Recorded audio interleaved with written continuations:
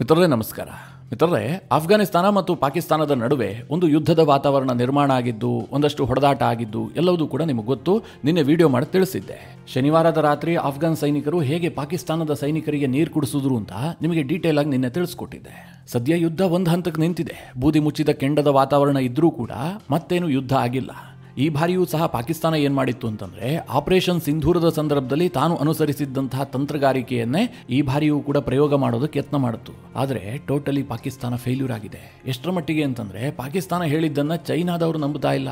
ಅಂತಾರಾಷ್ಟ್ರೀಯ ಸಮುದಾಯ ಯಾವ ರೀತಿಯಾಗಿ ವರ್ತಿಸ್ತಾ ಇದೆ ಅಂತಂದ್ರೆ, ಅಫ್ಘಾನಿಸ್ತಾನ ಮತ್ತು ಪಾಕಿಸ್ತಾನ ಇಬ್ಬರಿಗೂ ಸಹ ಸಮಾನ ಸ್ಥಾನಮಾನವನ್ನು ಕೊಡಲಾಗ್ತಾ ಇದೆ. ಇದು ಪಾಕಿಸ್ತಾನದ ಪಾಲಿಗೆ ದೊಡ್ಡ ಸೋಲಾದರೆ, ಅಫ್ಘಾನಿಸ್ತಾನದ ತಾಲಿಬಾನಿಗಳ ಪಾಲಿಗೆ ಬಹಳ ದೊಡ್ಡ ದಿಗ್ವಿಜಯ. ಇದ್ರ ಬಗ್ಗೆ ಸ್ವಲ್ಪ ಡೀಟೇಲ್ ಆಗಿ ಹೇಳ್ತೀನಿ. ಬಹಳ ಇಂಟ್ರೆಸ್ಟಿಂಗ್ ವಿಚಾರವೂ ಕೂಡ ಹೌದು. ಹೇಗೆ ಪಾಕಿಸ್ತಾನ ವಿಶ್ವದ ಎದುರು ಎಕ್ಸ್ಪೋಸ್ ಆಗಿದೆ, ಚೈನಾ ಯಾಕೆ ಕೈ ಬಿಟ್ಟಿದೆ, ಅದನ್ನು ಸ್ವಲ್ಪ ವಿವರಿಸಿ ಹೇಳ್ತೀನಿ. ಇದರ ಜೊತೆಗೆ ಮಿತ್ರರೇ, ಈ ದಾಳಿ ಆಯ್ತಲ್ಲ, ಅದಾದ ಬಳಿಕ ಪಾಕಿಸ್ತಾನ ಅಫ್ಘಾನಿಸ್ತಾನದ ತಾಲಿಬಾನಿಗಳ ಮೇಲೆ ನಿರಂತರವಾಗಿ ಗೂಬೆ ಕೂರಿಸೋದಕ್ಕೆ ಯತ್ನ ಮಾಡ್ತಾ ಇದಾರಲ್ಲ, ಅದಕ್ಕೆ ಭಾರತದಲ್ಲಿ ಕೂತ್ಕೊಂಡು ಅಫ್ಘಾನಿಸ್ತಾನದ ವಿದೇಶಾಂಗ ಸಚಿವ ಅಮೀರ್ ಖಾನ್ ಮುಟಾಕಿ ಒಂದು ಪ್ರಶ್ನೆ ಕೇಳಿದ್ದಾರೆ. ಈ ಪ್ರಶ್ನೆ ಕೇಳಿಸ್ಕೊಂಡಂತಹ ಪಾಕಿಸ್ತಾನ ಪತ್ರಗುಟ್ಟು ಹೋಗಿದೆ.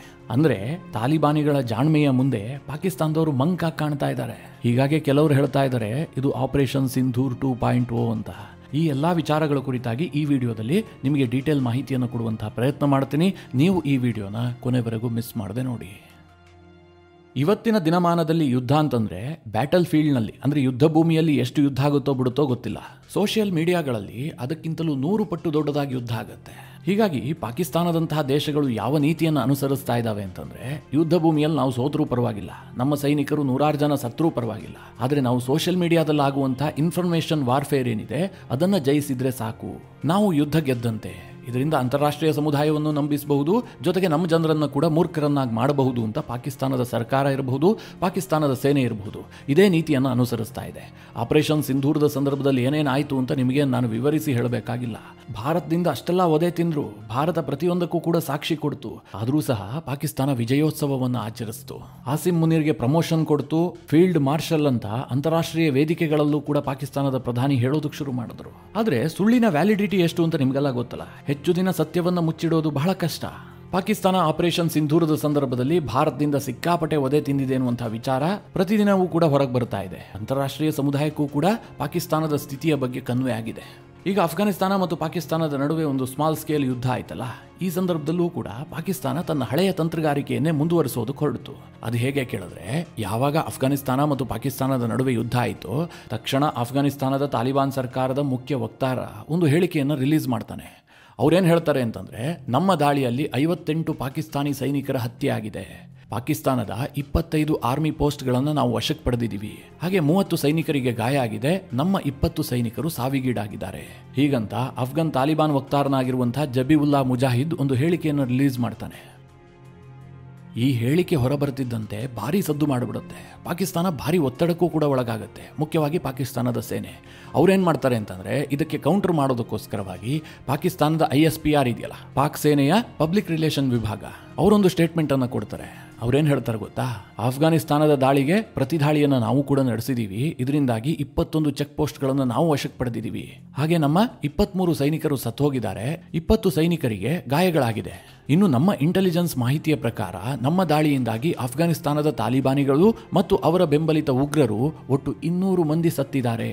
ಇನ್ನೊಂದ್ಸಲ ಕೇಳಿಸ್ಕೊಳ್ಳಿ ಮಿತ್ರರೇ, ಪಾಕಿಸ್ತಾನ ಹೇಳ್ತಾ ಇದೆ, ನಮ್ಮ ದಾಳಿಯಲ್ಲಿ ಅಫ್ಘಾನಿಸ್ತಾನದ ತಾಲಿಬಾನಿಗಳು ಜೊತೆಗೆ ಅವರ ಬೆಂಬಲಿತ ಉಗ್ರರು 200 ಜನ ಸತ್ತೋಗಿದ್ದಾರೆ. ಹೀಗಂತ ಪಾಕಿಸ್ತಾನದ ISPR ಒಂದು ಹೇಳಿಕೆಯನ್ನು ರಿಲೀಸ್ ಮಾಡಿತು. ಆದರೆ ಜಗತ್ತು ಇದನ್ನು ಯಾವ ರೀತಿಯಾಗಿ ನೋಡ್ತಾ ಇದೆ ಅಂತಂದ್ರೆ, ಉದಾಹರಣೆಗೆ ನಿಮಗೆ ಚೀನಾದ ಗ್ಲೋಬಲ್ ಟೈಮ್ಸ್ ಅನ್ನೇ ತೆಗೆದುಕೊಳ್ಳಿ. ಗ್ಲೋಬಲ್ ಟೈಮ್ಸ್ ಯಾಕೆ ಇಂಪಾರ್ಟೆಂಟ್ ಅಂತಂದ್ರೆ, ಅದು ಚೀನಾದ ಸರ್ಕಾರದ ಮುಖವಾಣಿ. ಅವರೆಲ್ಲೂ ಕೂಡ ಪಾಕಿಸ್ತಾನ ಇಷ್ಟು ಹೊಡೆದಿದೆ ಅಂತ ಖಾತ್ರಿಯಾಗಿ ಹೇಳ್ತಾ ಇಲ್ಲ, ಪಾಕಿಸ್ತಾನ ಕ್ಲೈಮ್ ಮಾಡ್ತಾ ಇದೆ. ಪಾಕಿಸ್ತಾನದ ಪತ್ರಿಕೆಗಳು ಈ ರೀತಿಯಾಗಿ ವರದಿ ಮಾಡಿದವೆ. ಹೀಗೆ ಗ್ಲೋಬಲ್ ಟೈಮ್ಸ್ ವರದಿ ಮಾಡಿದೆಯೇ ಹೊರತು ಪಾಕಿಸ್ತಾನ ಇಷ್ಟು ಹಾನಿ ಮಾಡಿದೆ ಅಂತ ಅವರು ಖಾತ್ರಿಯಾಗಿ ವರದಿ ಮಾಡ್ತಾ ಇಲ್ಲ. At A same time Afghanistan ಏನ್ ಕ್ಲೈಮ್ ಮಾಡಿದೆಯಲ್ಲ, ಅದನ್ನೂ ಸಹ ಯಥಾವತ್ತಾಗಿ ಸುದ್ದಿಯನ್ನು ಪ್ರಕಟಿಸಿದೆ.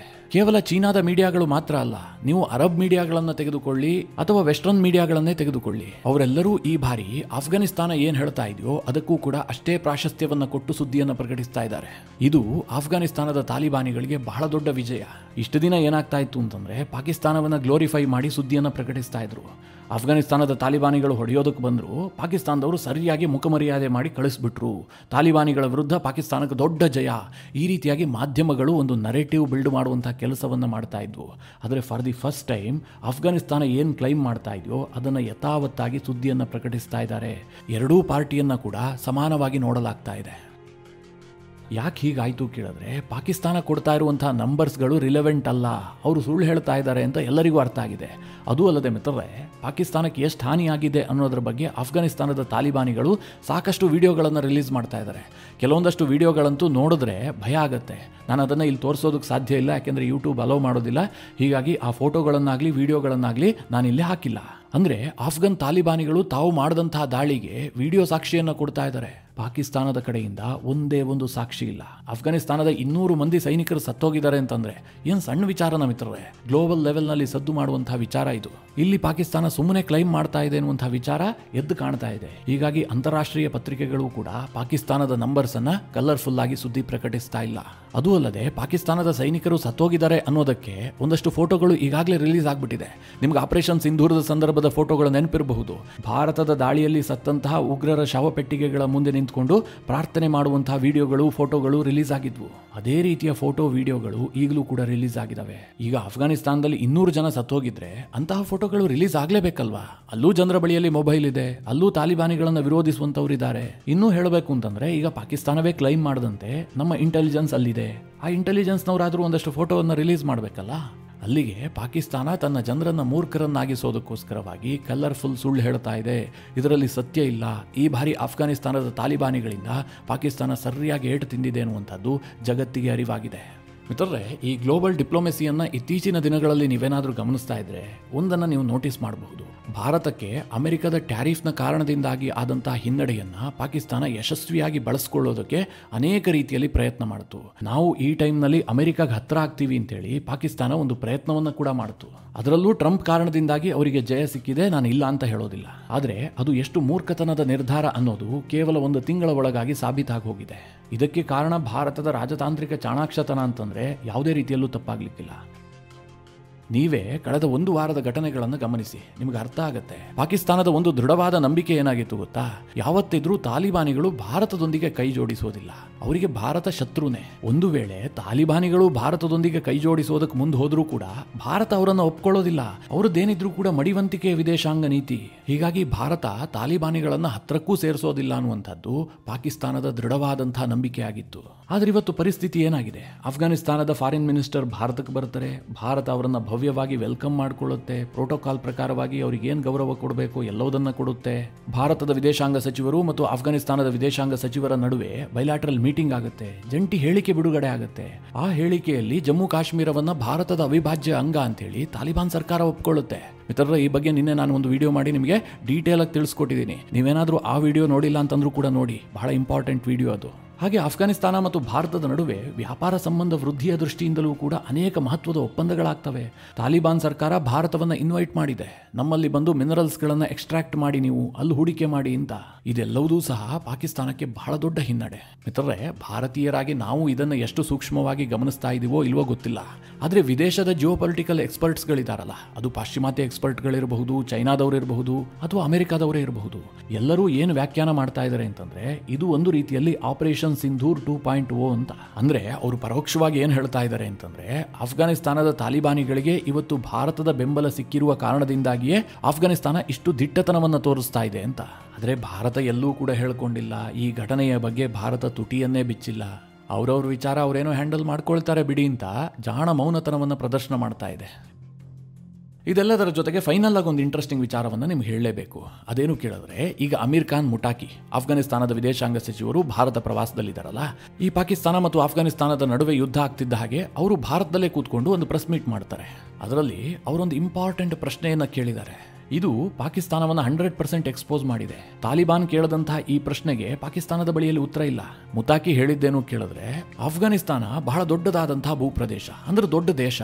ಅಲ್ಲಿ ನಾವು 40 ವರ್ಷ ಸಂಘರ್ಷ ಮಾಡಿ ಅಧಿಕಾರವನ್ನು ಗಳಿಸಿದೀವಿ. ನಾವು ಅದನ್ನ ಯಶಸ್ವಿಯಾಗಿ ಕಂಟ್ರೋಲ್ ಮಾಡ್ತಾ ಇದ್ದೀವಿ. ಹಾಗಾದ್ರೆ ನಿಮಗೆ ನಿಮ್ಮ ಪಾಕಿಸ್ತಾನವನ್ನು ಕಂಟ್ರೋಲ್ ಮಾಡೋದಕ್ಕಾಗೋದಿಲ್ವಾ? ನಿಮ್ಮ ವಾದ ಹೇಗಿದೆ ಅಂತಂದ್ರೆ, ಒಂದು ರಾತ್ರಿಯಲ್ಲಿ 500 ಕಿಲೋಮೀಟರ್ ಒಬ್ಬ ವ್ಯಕ್ತಿ ಹೋಗ್ತಾನೆ, ಅವನಲ್ಲಿ ದಾಳಿಯನ್ನೋ ಇನ್ನೇನೋ ಕೆಲಸವನ್ನ ಮಾಡ್ತಾನೆ, ಅದಾದ ಬಳಿಕ ಅವನು ಯಶಸ್ವಿಯಾಗಿ ವಾಪಸ್ ಬರ್ತಾನೆ ಅಂತ ಕತೆ ಹೇಳ್ತಾ ಇದ್ದೀರಲ್ಲ, ಇದು ಸಾಧ್ಯನಾ? ಇದನ್ನ ಜಗತ್ತು ನಂಬುತ್ತಾ? ಹಾಗಾಗೋದೇ ಆದ್ರೆ ದಾರಿ ಮಧ್ಯೆ ನಿಮ್ಮ 100 ಚೆಕ್ ಪೋಸ್ಟ್ಗಳಿದಾವಲ್ಲ, ಅಲ್ಲಿ ನಿಮ್ಮ ಸೈನಿಕರಿಲ್ವಾ? ಅಫ್ಘಾನಿಸ್ತಾನದಿಂದ ಪಾಕಿಸ್ತಾನಕ್ಕೆ ಎಂಟರ್ ಆಗುವಂತಹ ಉಗ್ರಗಾಮಿಗಳನ್ನ ಅವ್ರು ಯಾರು ತಡೆಯೋದೇ ಇಲ್ವಾ? ಅಥವಾ ತಡೆಯೋದಕ್ಕೆ ಸಾಮರ್ಥ್ಯವೇ ಇಲ್ವಾ? ನಿಮ್ಮ ವಾದ 100ಕ್ಕೆ 100ರಷ್ಟು ಮೂರ್ಖತನದ್ದು, ಇದರಲ್ಲಿ ಯಾವುದೇ ಹುರುಳಿಲ್ಲ ಅನ್ನುವ ಅರ್ಥದಲ್ಲಿ ಪಾಕಿಸ್ತಾನಕ್ಕೆ ಜಾಡಿಸಿದ್ದಾರೆ. ಮಿತ್ರರೇ, ಮುತಾಕಿ ಕೇಳೋದಂತಹ ಲಾಜಿಕಲ್ ಪ್ರಶ್ನೆ ಹೇಗಿದೆ ಅಂತಂದ್ರೆ, ಫ್ರಾಡ್ ಮಾರ್ಷಲ್ ಆಸಿಮ್ ಮುನೀರ್ಗೆ ಚಪ್ಪಲಿಗೆ ಬಟ್ಟೆ ಸುತ್ಕೊಂಡು ಹೊಡೆದಂಗಿದೆ. ಈ ಬಗ್ಗೆ ನೀವು ಚಿಕ್ಕದಾಗಿ ಯೋಚನೆ ಮಾಡಿ. ನನಗಂತೂ ವೈಯಕ್ತಿಕವಾಗಿ ತಾಲಿಬಾನಿಗಳೇನು ಇಷ್ಟ ಆಗೋದಿಲ್ಲ. ಸದ್ಯ ಭಾರತ ಸರ್ಕಾರ ರಾಜತಾಂತ್ರಿಕ ದೃಷ್ಟಿಯಿಂದ ಅವರನ್ನು ಹತ್ತಿರಕ್ಕೆ ಸೇರಿಸಿಕೊಂಡಿದೆ. ತಂತ್ರಗಾರಿಕೆ ದೃಷ್ಟಿಯಿಂದಲೂ ಕೂಡ ಭಾರತಕ್ಕೆ ಇದು ಲಾಭ ಆಗುತ್ತೆ ಅನ್ನುವಂಥದ್ದು ನಮ್ಮ ಸರ್ಕಾರದ ಲೆಕ್ಕಾಚಾರ. ಹೀಗಾಗಿ ನಾನು ಅದನ್ನು ಗೌರವಿಸ್ತೀನಿ ಅಷ್ಟೇ. ಆದರೆ ತಾಲಿಬಾನಿಗಳ ಉಗ್ರ ಹಿನ್ನೆಲೆ ಇರಬಹುದು, ಅವರ ಮನಸ್ಥಿತಿ ಇರಬಹುದು, ಇದು ಯಾವತ್ತಿಗೂ ಕೂಡ ಅಳಿಸೋದಕ್ಕೆ ಸಾಧ್ಯವೇ ಇಲ್ಲ. ಆದರೆ ನನ್ನ ಗ್ರಹಿಕೆ ಏನು ಕೇಳಿದ್ರೆ, ಇವತ್ತಿನ ದಿನದಲ್ಲಿ ಪಾಕಿಸ್ತಾನಕ್ಕಿಂತಲೂ ಕೂಡ ತಾಲಿಬಾನಿಗಳು ಹೆಚ್ಚು ಬುದ್ಧಿವಂತರಾಗಿ ಕಾಣ್ತಾ ಇದ್ದಾರೆ. ಒಂದು ಸ್ವಲ್ಪ ಜಾಸ್ತಿ ಅಂದ್ರೆ ಪಾಕಿಸ್ತಾನಕ್ಕಿಂತ ಜಾಸ್ತಿ ನಂಬಿಕೆ ಇಡಬಹುದು ಅಂತ ಕೂಡ ಅನಿಸ್ತಾ ಇದೆ. ಇದನ್ನ ಕೇವಲ ಭಾರತ ಮಾತ್ರ ಅರ್ಥ ಮಾಡಿಕೊಂಡಿದೆ ಅಂತ ಅಂದುಕೊಳ್ಬೇಡಿ. ಇವತ್ತು ಮುಸ್ಲಿಂ ರಾಷ್ಟ್ರಗಳು ಕೂಡ ಹೀಗೆ ಯೋಚನೆ ಮಾಡ್ತಾ ಇದ್ದಾವೆ. ಉದಾಹರಣೆಗೆ ಕತರ್ ಇರಬಹುದು, ಸೌದಿ ಅರೇಬಿಯಾ ಇರಬಹುದು, ಅಥವಾ ಬೇರೆ ಬೇರೆ ಇಸ್ಲಾಮಿಕ್ ರಾಷ್ಟ್ರಗಳಿರಬಹುದು. ಎಲ್ಲರೂ ಕೂಡ ಪಾಕಿಸ್ತಾನಕ್ಕೆ ಎಷ್ಟು ಪ್ರಾಶಸ್ತ್ಯ ಕೊಟ್ಟು ನೋಡ್ತಾ ಇದ್ದಾರೋ, ಅಫ್ಘಾನಿಸ್ತಾನಕ್ಕೂ ಅಷ್ಟೇ ಪ್ರಾಶಸ್ತ್ಯ ಕೊಡ್ತಾ ಇದ್ದಾರೆ. ಯುದ್ಧ ನಿಲ್ಲಿಸಿ ಅಂತ ಮಾತ್ರ ಸಲಹೆ ಕೊಡ್ತಾ ಇದ್ದಾರೆ. ಸೌದಿ ಅರೇಬಿಯಾ ಮತ್ತು ಪಾಕಿಸ್ತಾನದ ನಡುವೆ ಡಿಫೆನ್ಸ್ ಡೀಲ್ ಆಗಿದ್ರೂ ಕೂಡ ಪಾಕಿಸ್ತಾನದ ಮೇಲಾಗುವಂತಹ ಪ್ರತಿ ದಾಳಿಯೂ ಕೂಡ ಸೌದಿ ಅರೇಬಿಯಾದ ಮೇಲಾದಂತಹ ದಾಳಿ, ಹೀಗೊಂದು ಒಪ್ಪಂದ ಮಾಡಿಕೊಂಡಿದ್ರೂ ಕೂಡ ಸೌದಿ ಅರೇಬಿಯಾ ಪಾಕಿಸ್ತಾನದ ಫೇವರ್ ಆಗಿ ಸ್ಟೇಟ್ಮೆಂಟ್ ಕೊಡ್ತಾ ಇಲ್ಲ. ತಾಲಿಬಾನ್ ಮತ್ತು ಪಾಕಿಸ್ತಾನದ ಸರ್ಕಾರ ಎಲ್ಲರನ್ನ ಒಂದೇ ತಕ್ಕಡಿಯಲ್ಲಿ ಹಾಕಿ ತೂಗಿ ಸೌದಿ ಸ್ಟೇಟ್ಮೆಂಟ್ ಕೊಡ್ತಾ ಇದೆ. ಇನ್ನು ಈ ನಡುವೆ ತಾಲಿಬಾನಿಗಳು ಎಷ್ಟು ಸುಧಾರಿಸಿಕೊಂಡಿದ್ದಾರೆ, ಅವರು ಎಷ್ಟು ಬುದ್ಧಿವಂತರಾಗಿದ್ದಾರೆ ಅನ್ನೋದಕ್ಕೆ ಒಂದು ಸಣ್ಣ ಉದಾಹರಣೆ ಕೊಡ್ತೀನಿ. ಅಮೀರ್ ಖಾನ್ ಮುತಾಕಿ ಭಾರತಕ್ಕೆ ಬಂದಂತಹ ಸಂದರ್ಭದಲ್ಲೇ ಒಂದು ವಿವಾದ ಆಯಿತು. ಅವರು ಮೊದಲಿಗೆ ಪ್ರೆಸ್ ಮೀಟ್ ಮಾಡಿದ್ರಲ್ಲ, ಆ ಸಂದರ್ಭದಲ್ಲಿ ಮಹಿಳಾ ಪತ್ರಕರ್ತರಿಗೆ ಅವಕಾಶ ಕೊಟ್ಟಿಲ್ಲ. ತಾಲಿಬಾನ್ ಮಹಿಳಾ ವಿರೋಧಿ ನೀತಿಯನ್ನ ಭಾರತದಲ್ಲೂ ಕೂಡ ಅನುಸರಿಸ್ತಾ ಇದೆ. ಭಾರತ ಸರ್ಕಾರ ಕೂಡ ಅದಕ್ಕೆ ಸಾಥ್ ಕೊಟ್ಟಿದೆ. ಹೀಗಂತ ದೊಡ್ಡ ವಿವಾದ ಭುಗಿಲೆದ್ದು ಬಿಡ್ತು. ಭಾರತದ ವಿಪಕ್ಷಗಳ ನಾಯಕರು ಕೂಡ ಈ ಬಗ್ಗೆ ಪ್ರಶ್ನೆ ಎತ್ತಿದ್ರು. ಭಾರತ ಸರ್ಕಾರದ ಸ್ಟ್ಯಾಂಡ್ ಏನಾಗಿತ್ತು ಅಂತಂದ್ರೆ, ನಮಗೂ ಅದಕ್ಕೂ ಸಂಬಂಧ ಇಲ್ಲ, ನಾವೇನು ಆ ಪ್ರೆಸ್ ಮೀಟ್ ಅನ್ನ ಆಯೋಜನೆ ಮಾಡಿದ್ದಲ್ಲ, ಅದು ತಾಲಿಬಾನ್ಗೆ ಬಿಟ್ಟಂತಹ ವಿಚಾರ ಅಂತ. ಆದ್ರೆ ಯಾವಾಗ ಈ ವಿವಾದ ಭಾರತದಲ್ಲಿ ಆಯ್ತು ಅಂತ ಗೊತ್ತಾಯ್ತು, ಇದು ಭಾರತ ಮತ್ತು ಆಫ್ಘಾನ್ ಸಂಬಂಧಕ್ಕೆ ತೊಂದರೆ ಆಗಬಾರದು ಅಂತ ಹೇಳಿ ತಾಲಿಬಾನ್ ಸರ್ಕಾರವೇ ಅದಕ್ಕೆ ಸ್ಪಷ್ಟನೆಯನ್ನ ಕೊಟ್ಟಿದೆ. ತಕ್ಷಣವೇ ಆ ತಪ್ಪನ್ನ ತಿದ್ದಿಕೊಳ್ಳುವಂತಹ ಯತ್ನ ಕೂಡ ಮಾಡಿದೆ. ನಿನ್ನೆ ಒಂದು ಪ್ರೆಸ್ ಮೀಟ್ ಆಯ್ತಲ್ಲ, ಆ ಸಂದರ್ಭದಲ್ಲಿ ಮಹಿಳಾ ಪತ್ರಕರ್ತರನ್ನ ಮುಂದೆಯೇ ಕೂರಿಸಲಾಗಿತ್ತು. ಆನಂತರ ಈ ಹಿಂದೆ ಆದಂತಹ ತಪ್ಪಿಗೆ ಸ್ಪಷ್ಟನೆಯನ್ನ ಕೂಡ ಕೊಟ್ಟಿದ್ದಾರೆ. ನಾವೇನು ಉದ್ದೇಶಪೂರ್ವಕವಾಗಿ ಮಹಿಳಾ ಪತ್ರಕರ್ತರನ್ನ ದೂರ ಇಟ್ಟಿರಲಿಲ್ಲ. ಬಹಳ ಶಾರ್ಟ್ ನೋಟಿಸ್ ನಲ್ಲಿ ಪ್ರೆಸ್ ಮೀಟ್ಗೆ ಆಹ್ವಾನವನ್ನ ಕೊಡಲಾಗಿತ್ತು. ಹೀಗಾಗಿ ಕೆಲವು ಪತ್ರಕರ್ತರು ಅಲ್ಲಿಗೆ ಬಂದಿದ್ರಷ್ಟೇ. ಮಹಿಳಾ ಪತ್ರಕರ್ತರನ್ನ ದೂರ ಇಡುವಂತಹದ್ದು ನಮ್ಮ ಉದ್ದೇಶ ಆಗಿರಲಿಲ್ಲ ಅಂತ ಮುತಾಕಿ ಅದಕ್ಕೆ ಸ್ಪಷ್ಟನೆಯನ್ನ ಕೂಡ ಕೊಟ್ಟಿದ್ದಾರೆ. ನಾನು ಯಾಕೆ ಇದನ್ನು ಇಲ್ಲಿ ಹೇಳಿದೆ ಅಂತಂದ್ರೆ, ತಾಲಿಬಾನ್ ಅಷ್ಟು ಸೂಕ್ಷ್ಮಗ್ರಾಹಿ ಆಗಿದೆ. ಅಫ್ಘಾನಿಸ್ತಾನದಲ್ಲಿ ನಾವು ದೀರ್ಘಕಾಲದವರೆಗೆ ಆಡಳಿತ ನಡೆಸಬೇಕು ಅಂತಂದ್ರೆ ನಾವು ಹೇಗೆ ನಡೆದುಕೊಳ್ಳಬೇಕು, ರಾಜತಾಂತ್ರಿಕತೆ ಯಾವ ರೀತಿಯಾಗಿರಬೇಕು, ಇದನ್ನ ಅಫ್ಘಾನಿಸ್ತಾನದ ತಾಲಿಬಾನಿಗಳು ಅರ್ಥ ಮಾಡಿಕೊಂಡಿದ್ದಾರೆ. ಹೀಗಾಗಿ ಅಂತಿಮವಾಗಿ ಏನ್ ಹೇಳಬಹುದು ಅಂತಂದ್ರೆ, ಈ ಒಂದು ಸಣ್ಣ ಸಂಘರ್ಷದಲ್ಲಿ ತಾಲಿಬಾನ್ ಎಲ್ಲಾ ವಿಧವಾಗಿಯೂ ಗೆದ್ದಿದೆ. ಅಂದ್ರೆ ಸೈನಿಕ ಕಾರ್ಯಾಚರಣೆಯಲ್ಲೂ ಕೂಡ ಅವರ ಕೈ ಮೇಲಾಗಿದೆ. ಎರಡನೇದಾಗಿ ರಾಜತಾಂತ್ರಿಕವಾಗಿಯೂ ಕೂಡ ತಾಲಿಬಾನ್ ಜಯವನ್ನ ಸಾಧಿಸಿದೆ. ಹೀಗೆ ಹೇಳೋದ್ರಲ್ಲಿ ಯಾವುದೇ ರೀತಿಯಲ್ಲೂ ತಪ್ಪು ಕಾಣ್ತಾ ಇಲ್ಲ. ಮಿತ್ರರೇ, ಈ ವಿಚಾರದಲ್ಲಿ ನಿಮ್ಮ ಅನಿಸಿಕೆ ಅಭಿಪ್ರಾಯಗಳೇನು? ಕಮೆಂಟ್ ಮಾಡುವ ಮೂಲಕ ನಮಗೆ ತಿಳಿಸಿ. ಹಾಗೆ ನಿಮಗೆ ಈ ವಿಡಿಯೋ ಇಷ್ಟವಾದರೆ ಲೈಕ್ ಮಾಡಿ. ಜೊತೆಗೆ ನೀವಿನ್ನೂ ನಿಮ್ಮ ನೆಚ್ಚಿನ ಸಂಸ್ಕಾರ ಸೌರಭ ಯೂಟ್ಯೂಬ್ ಚಾನಲ್ನ ಸಬ್ಸ್ಕ್ರೈಬ್ ಮಾಡಿಲ್ಲ ಅಂತಾದರೆ ಈ ಕೂಡಲೇ ಸಬ್ಸ್ಕ್ರೈಬ್ ಮಾಡಿ. ಮುಂದಿನ ಎಲ್ಲ ಅಪ್ಡೇಟ್ಗಳ ನೋಟಿಫಿಕೇಷನ್ಗಾಗಿ ಬೆಲ್ ಐಕಾನ್ ಒತ್ತಿ.